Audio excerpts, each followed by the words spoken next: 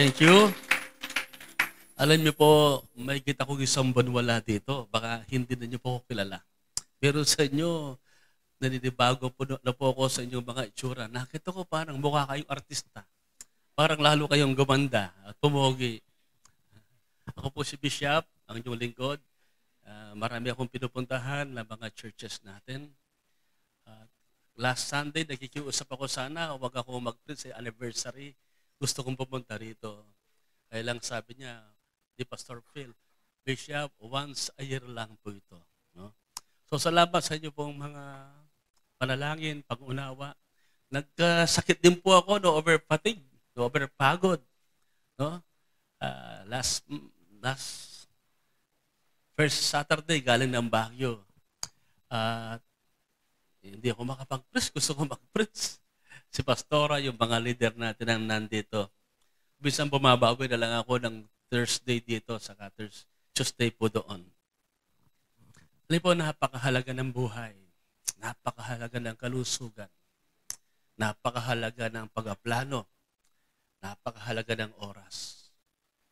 Life is too short to be wasted. We are in the last days.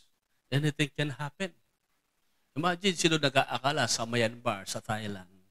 Magkakaroon ng 7.7 earthquake.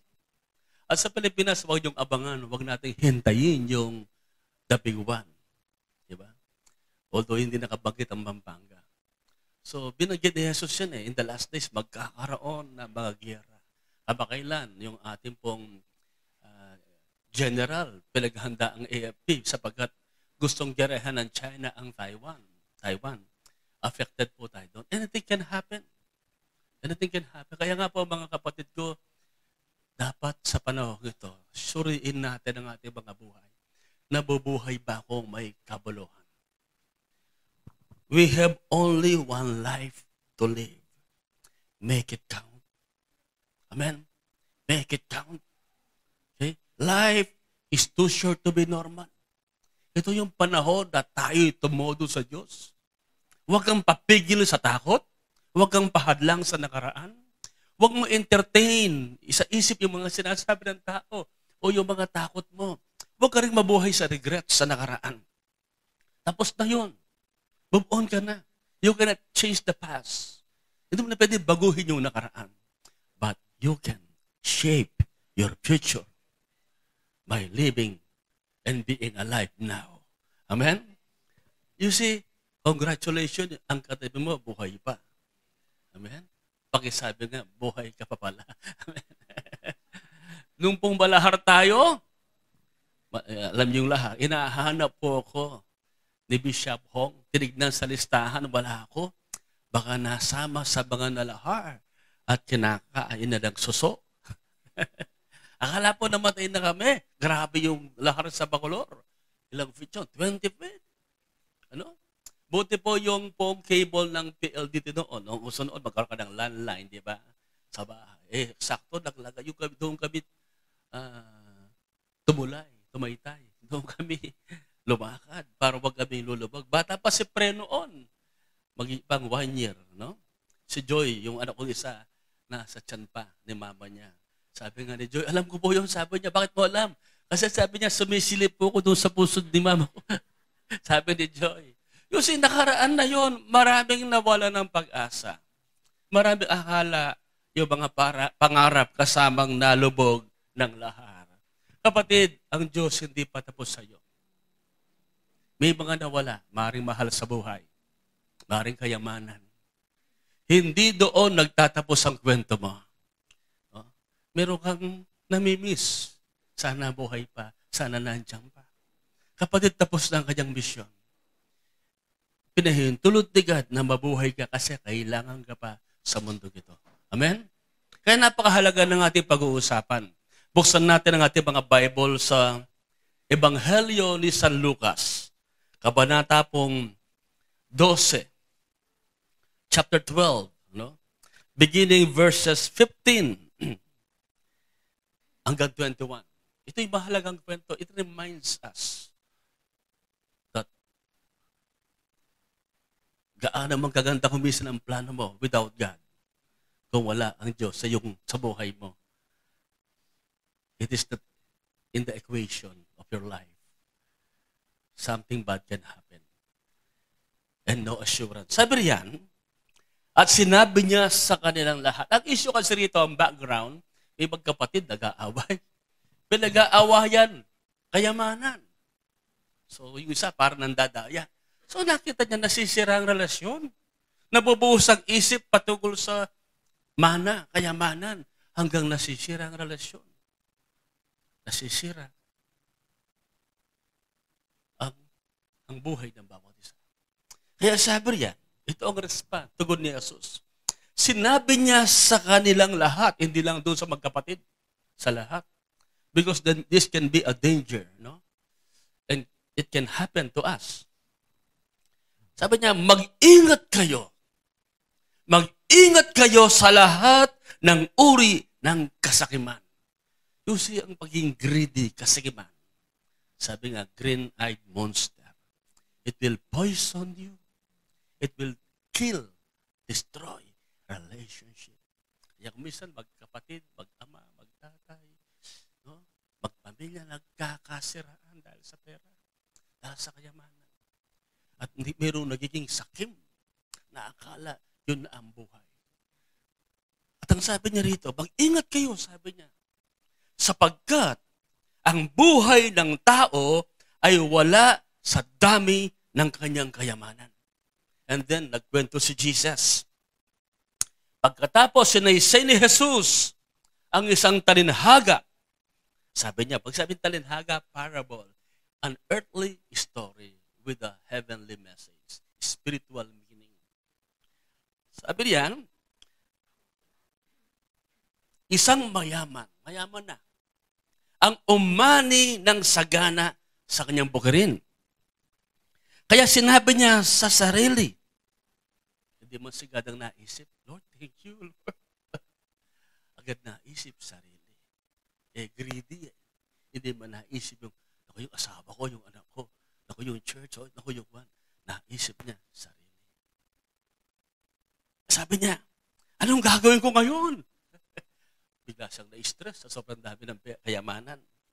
Sabi niya, wala na akong paglalagyan ng aking mga ani. Alam ko na. Sabi niya, tutulungan ko yung kamag-anak ko. Pakakainin ko yung mga kawawang tao. Yung bang sinabi niya, alam ko na, sabi niya. Ipagigiba ko ang aking mga kamalig at magpapatayo ko ng mas malaki. Sobrang dami. Doon ko ilalagay ang aking ani at ibang ari-arian. Pagkatapos ay sasabihin ko sa aking sarili, marami ka nang naipon para sa mahabang panahon. Kaya't magpahinga ka na lamang, kumain, uminom, at magpakasaya. Parang maganda, no? Pero sandali, meron siyang nakalimutan. Time's up. May mga panahon sa buhay natin. Finish or not finish, pass your paper. Ay, hindi pa po ako tapos, extend ang oras. No. Time's up. Ang Diyos pala, tinetest tayo.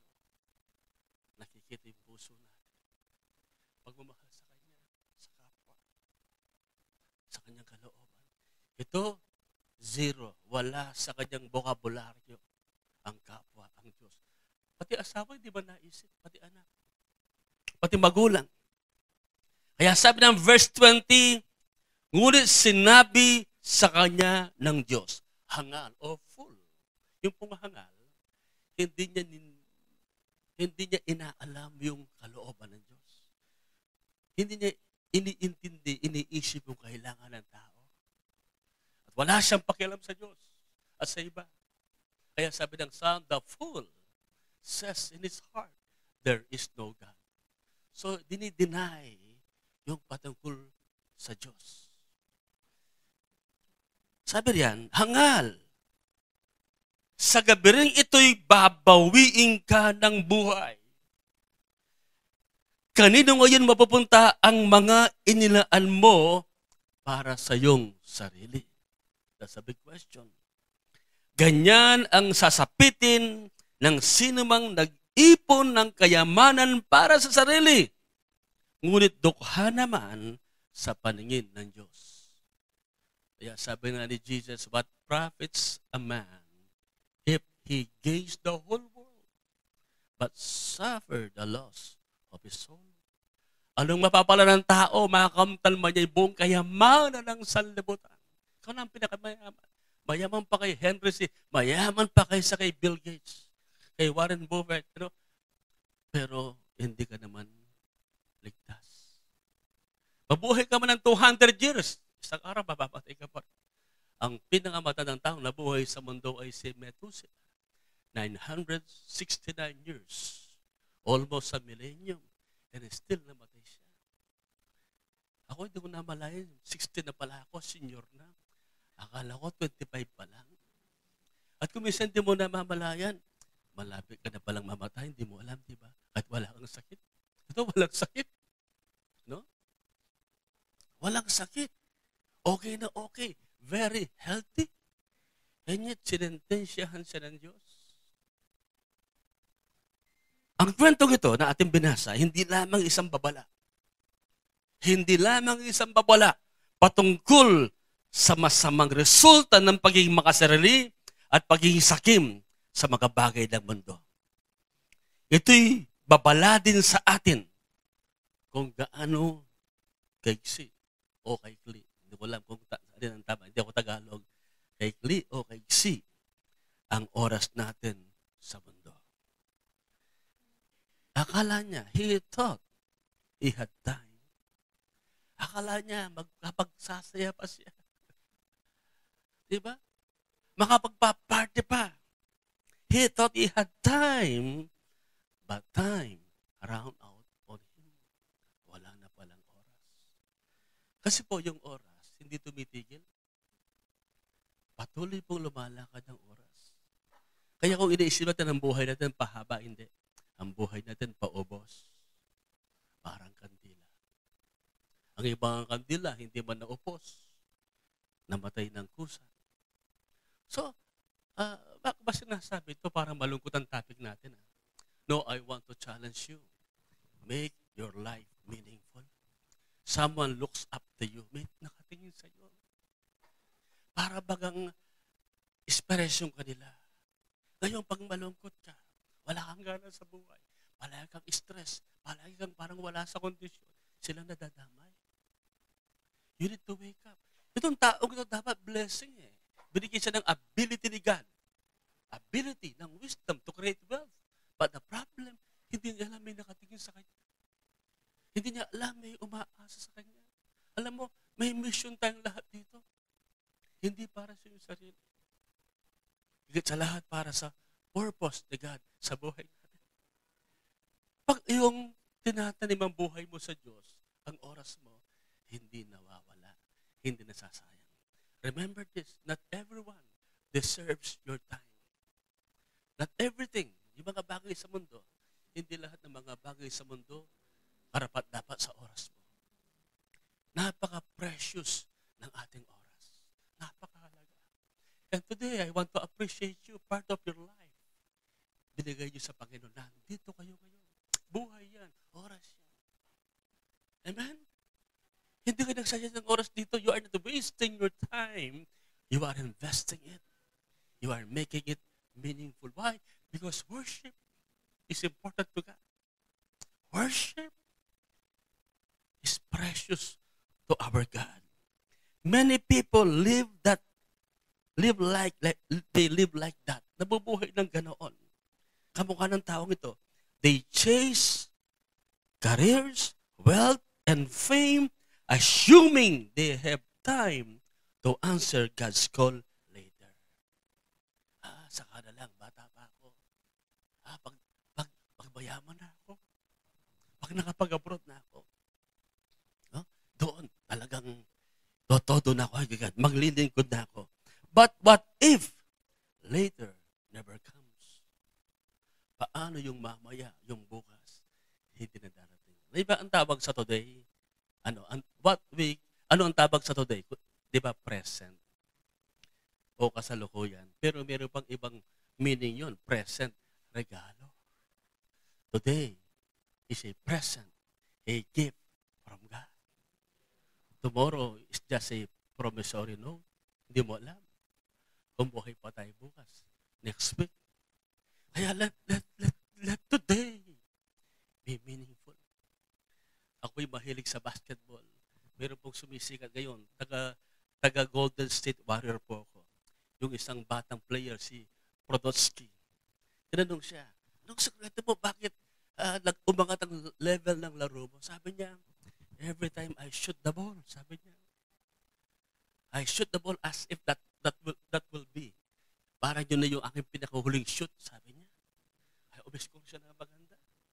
You see, dapat sure ka, sure ball. Amen po ba? Sa araw na ito, no? Make it meaningful. Huwag mo masyadong papatulan lahat ng sinasabi. Huwag mo i-attach yung mga words, yung mga pangyayari. Tingnan mo yan as a challenge, a blessing, a preparation,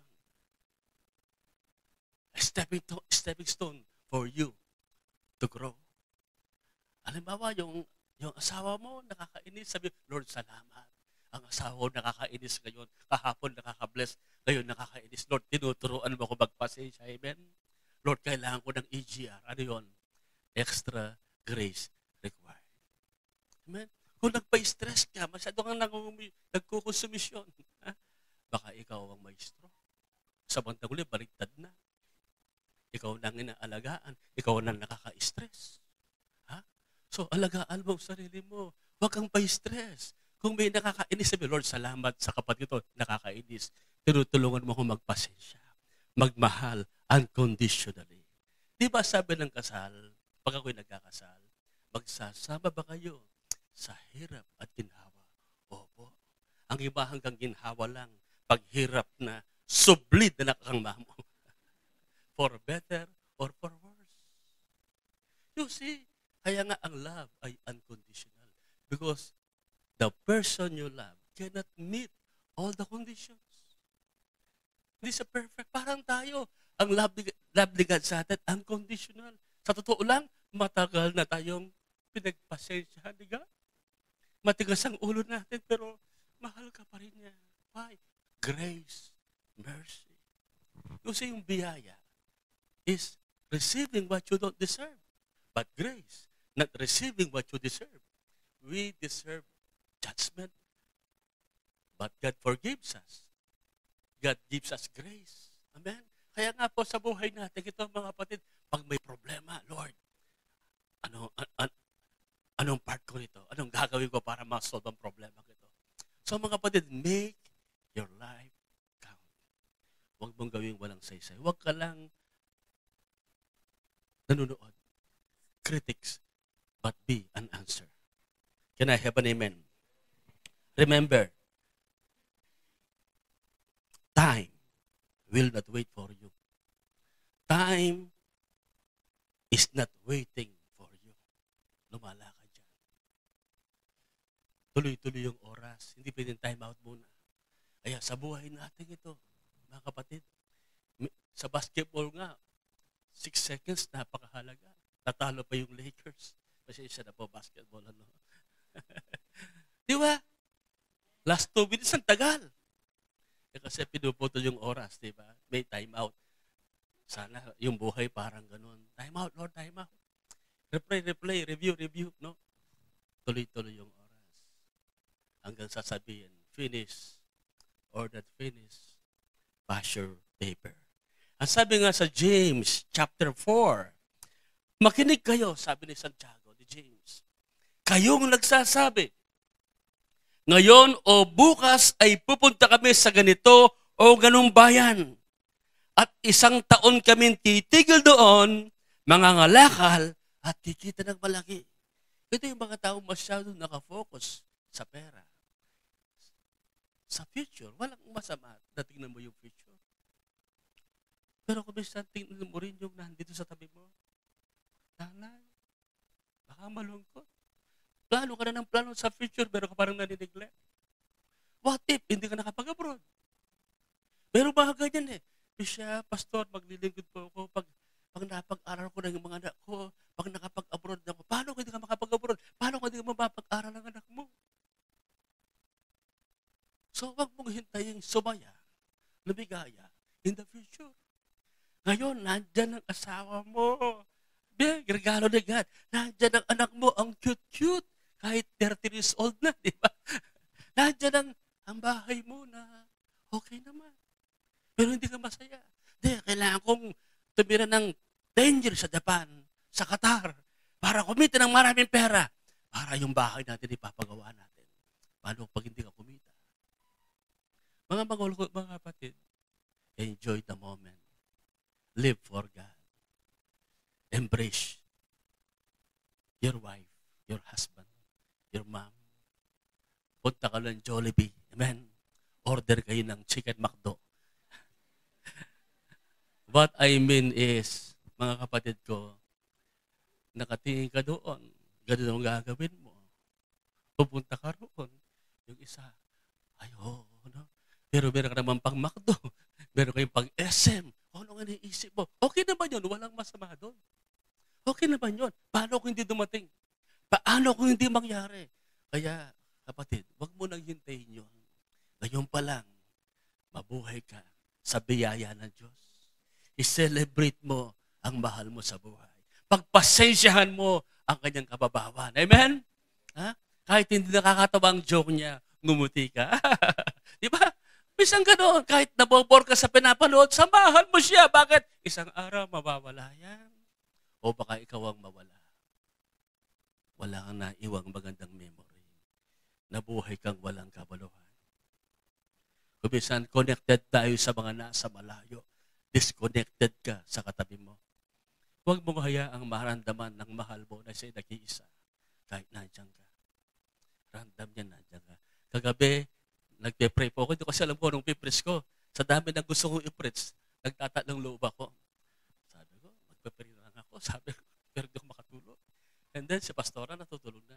Niyakap kong gano'n, oh, Lord, bless mo ang asawa ko. Bay-bay niya, ganda-ganda niya. Salamat sa kanya. Diba? Oh, si pastora Carmela. Oh, salamat sa kanya. Man, nandiyan ba ang mister mo, misis mo? Pakikindad mo siyang gano'n. Sige, tingnan mo. Kung wala ka pa, okay lang. Minsan mag-date ka kasama ang sarili mo. Holding hands kayo. Holding, tara, sarili, mamasyal tayo. Kung di mo ma-enjoy yung sarili mo, paano ma-enjoy yung iba? Diba? Love your neighbor as you love yourself. Mga kapatid, mamaya kahit mag-isa ka, Atinita, mag-date ka kahit mag-isa. Holding hands kayo yung sarili mo. Say natin, ano ha? Huwag mong lakas, baka marid ng iba. Huwag natin alakas yun, okay? Nag-i-enjoy ba kayo? Masaya ba kayo sa inyong sarili? Kasi pag masaya ka sa sarili mo, masaya ka rin sa mahal mo. Kasi grateful ka kay God. Jireh, Adonai. Pag sabing Adonai, Lord, owner of everything. Shaddai. Amen. Elohim, Yahweh. Why God is with us. We can live a meaningful life. Pwede kang lumaya sa pagkatali sa nakaraan, sa mga regrets. Why? If you are in Christ, you are a new creation. Behold, the old things are gone. Now, everything becomes new. Lumipas na yung dating bagay. Ngayon, dumating na yung bago. Hallelujah. Amen. Sige po, palakpakan natin si Lord. Kaya, tuloy na ang ating binabasa natin. Pasensya na po kayo na natatangay lang po ko sa pinapakita ng word. Kasi kung minsan alam mo, sasaya na tayo dyan kasi magagawa na ito, magkakaroon tayo ganyan. Huwag mong hintayin yun. Kahit simple lang, maging masaya kayo. Ang sarap po ng talbos ng kamote, di ba? Isaw-saw mo sa mahang na suka na may toyo. Ako, apple cider yung Bragg's. Enjoy mo yung buhay. Huwag mong hanapin yung wala. Kung sakali, darating din po yan. Enjoy mo yung nasa inyo ngayon. Mga kapatid, sabi nga niya, bakit? Sabi niya, bakit? What a good question. Yung nangangarap ng gandong gagawin.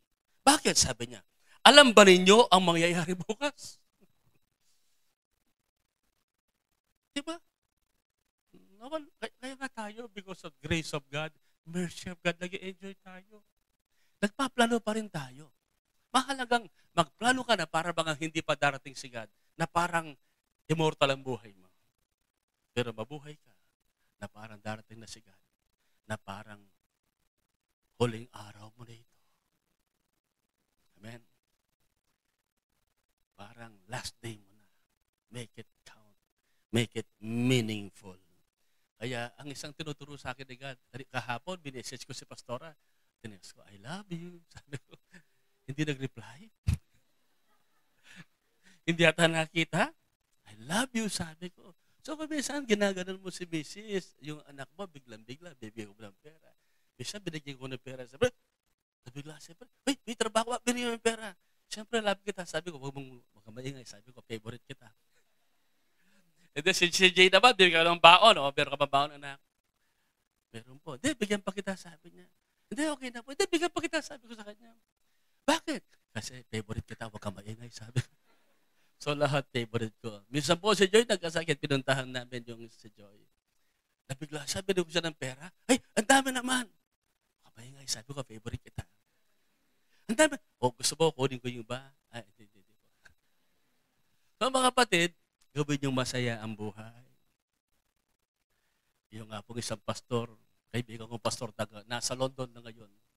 Meron siyang gift na meron siyang revelation na nakikita.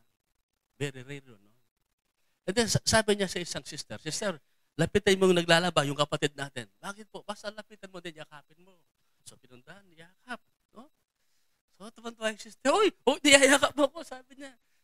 Love kita, sabi niya. Then, umalis na. Then, bakit niyo po pinayakap sa akin? Kasi sabi ni Lord sa akin, bukas mamamatay na siya. Kinabukasan nga, namatay. Kaya magpatawad ka na ngayon. Amen? Kahit nakakainis si mister, kahit na-stress ka sa misis o sa anuman yan, wag kang pa-epekto, tao lang yan. Wala niyang ibang aasahan kundi ikaw. Walang magtsatsaga dyan kundi ikaw. Baka akala mo, ikaw lang nagtsatsaga, baka mas nagtsatsaga siya kaysa sa'yo. Kaya nga, ano ba ang iyong buhay? What is your life?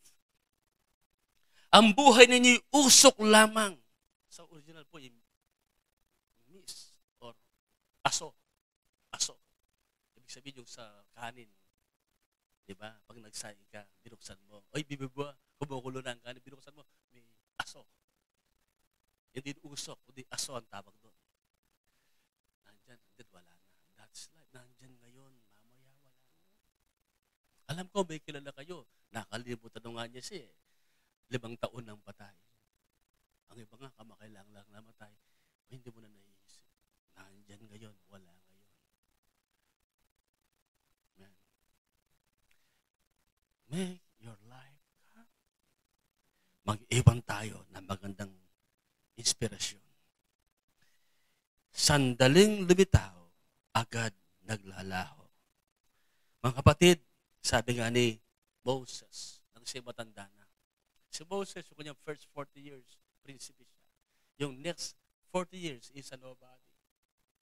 Yung kanyang next 40 years, at the age of 20, he discovered his purpose. And now, he became a somebody, a deliverer. Ito ang nasabi niya.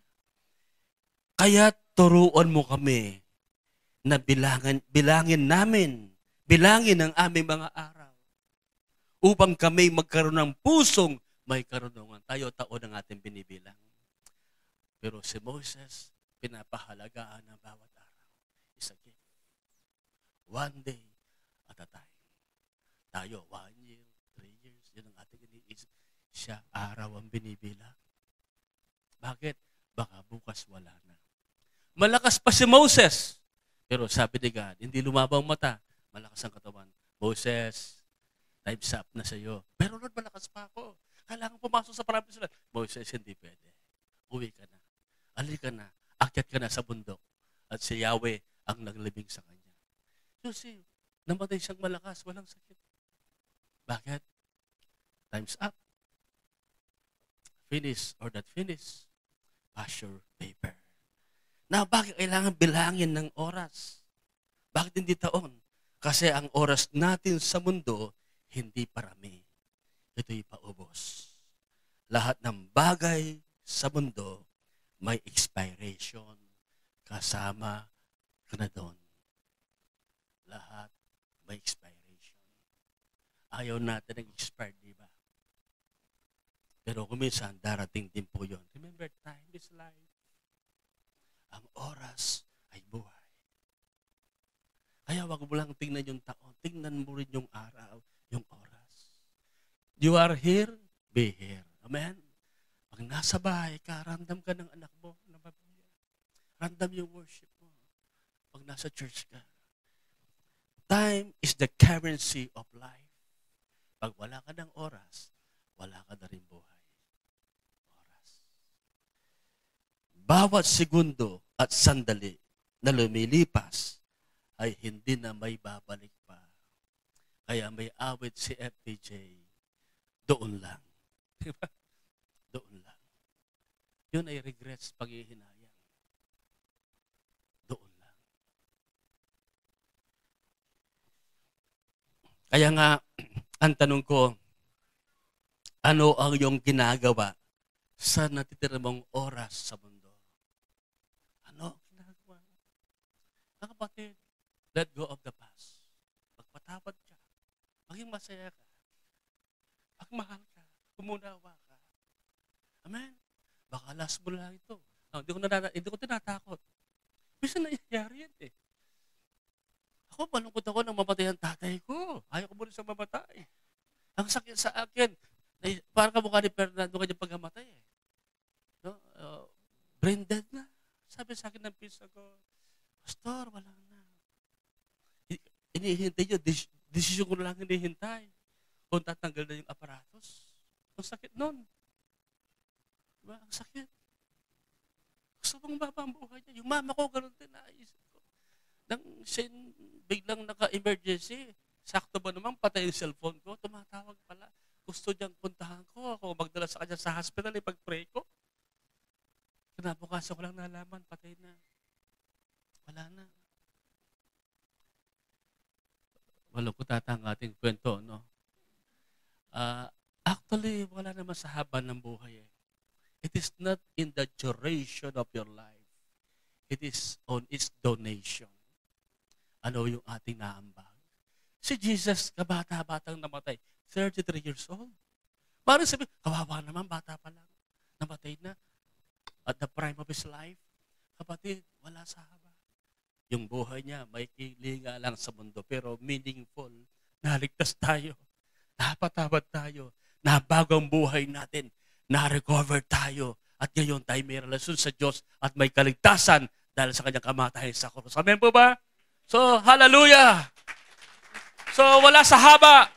Nasa iyong donation. Nasa yung naihambag mo, naibigay mo.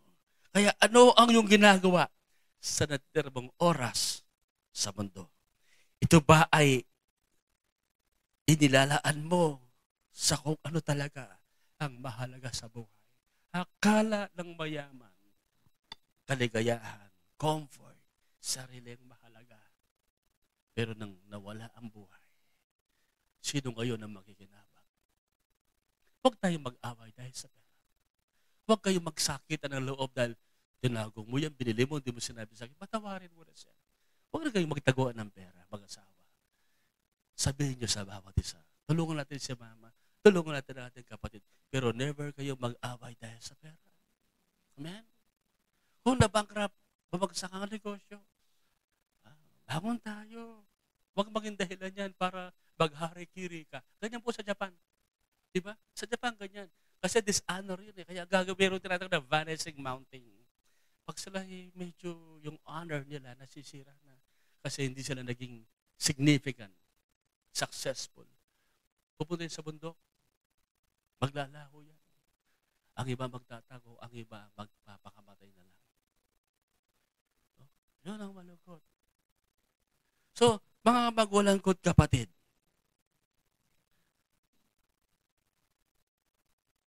Sayang ang buhay. Amen. Sayang. So please, huwag natin sayangin ang oras natin sa sama ng loob, sa galit, inanakit o tampo. Magmahal tayo, magpasensya, magpatawad. Malay mo pala, kukunin na siya ni Lord. Kukunin na siya ni Lord. O kaya ko na pala. Ang maganda naman tayo na kay Jesus, may buhay na walang hanggan. Amen po ba? Kaya, ang tanong ko, are you maximizing your time or you are wasting it? Because whether you realize it or not, time is running out. At kasi sa last days, parang nasa last, baka hindi man last 2 minutes eh. The rapture, the coming of Christ is so imminent. Ibig sabihin, pag imminent, anytime it will come. So napakahalaga, mabuhay tayo para sa Diyos. Huwag tayong tutulad sa nagpakayaman na nahangal na ating nabasa. Akala niya ang layunin ng buhay ay magkamalang ng kayamanan at magpasarap sa buhay. Kinalimutan niya ang layunin ng Diyos sa buhay niya. Ang tawag ko dito, wrong success. Wrong success. Bakit? Walang purpose. Wala yung kalooban ni God. Hindi kasama si God. Hindi kasama ang iba. Sarili lang niya. Maraming ganyan. Matagumpay. Kaya lang ang tagumpay nila, hindi tamang tagumpay. Sabi nga ni Pablo sa Efeso 5:15, huwag tayong, kaya mag-ingat kayo. Be careful. Mag-ingat kayo kung paano kayo namumuhay. Huwag kayong mamuhay tulad ng mga mangmang, kundi tulad ng marurunong na nakakaalam ng kalooban ng Diyos. You see, God's will is everything. Not everyone who calls to be Lord, Lord will enter the kingdom of heaven, but only those who do the will of my Father who is in heaven.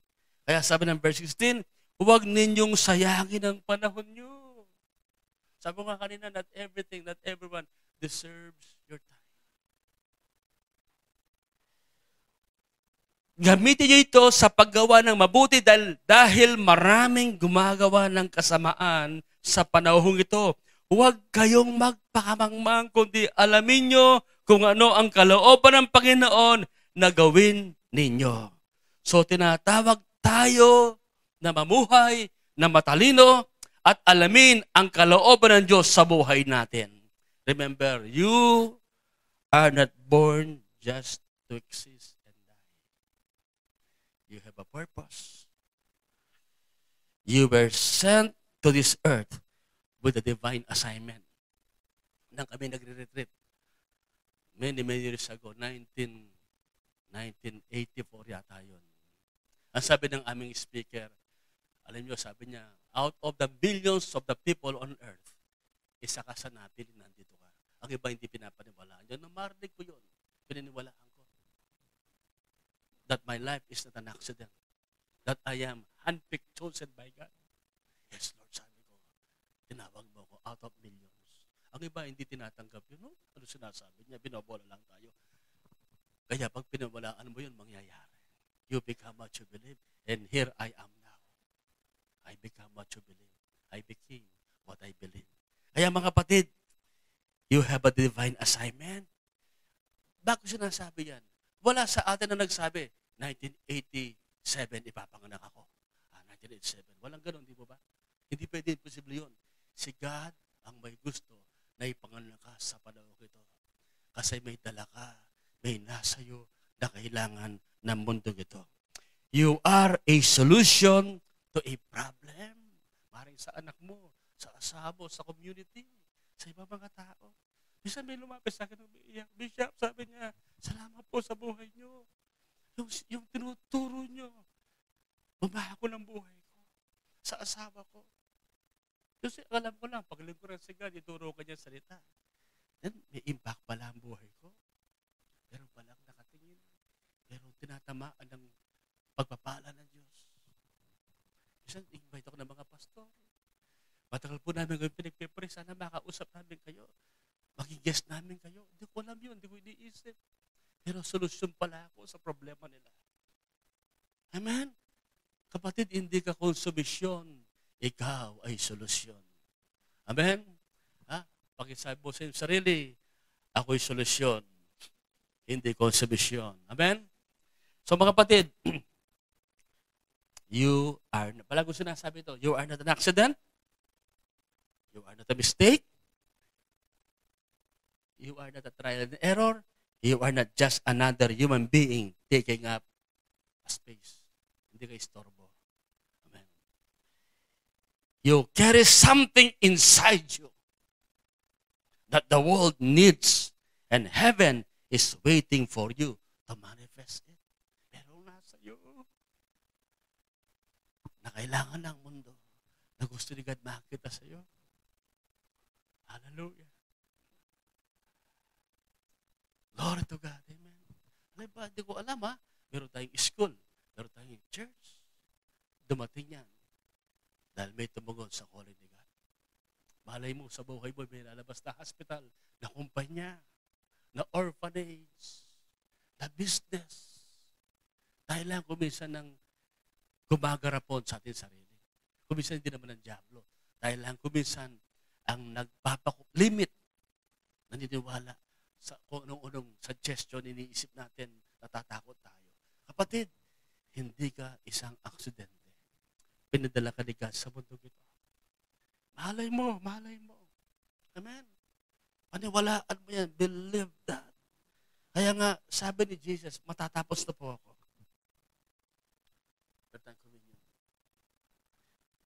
Sabi ni Jesus, kailangang gawin natin ang pinapagawa na nagsugo sa akin. Habang may araw pa, darating ang gabi kung kailan wala nang makapagtatrabaho. Hindi lang literal na gabi ang binabagay ni Jesus. May mga panahon, uhulihin siya. Pipigilin siya. Ipapako sa krus. So, kailangan niyang gawin. Marami sa atin, paggabi na ang buhay natin. Dati may nagagawa ka, hindi mo na nagagawa. Hindi na ganun kalakas ang ating katawan. Yung oras mo dati, dami ngayon, limited na. Kaya, minsan nasasabi, kung may babalik lang ang orasan. Kung pwede lang sana na nung ako'y malakas pa, nung bata pa ako. Marami sa atin, we are living on a borrowed time. Gabi na, commander. Paggabi na ang buhay natin, walang nakakaalam. Sabi ni Jesus, meron siyang sense of urgency. We do not have the luxury of time. Palapit ng palapit ang panahon. Ang suggestion ko, know your purpose. Bakit ba ako pinanganak? Bakit ba ako nandito? Amen? Know your purpose. And then, alamin mo yung purpose mo, then be strategic. How you use your time and energy. Kasi kung saan mo nilalagay yung oras mo, lakas mo at pera mo, yon ang iyong priority. So, be strategic and know your priority. Ang aking bang ginagawang ito, dadalhin ba niya ako sa aking destiny? Hindi ba ako nagsasaya ng oras? Mga kapatid, time is gold, sabi nila, di ba?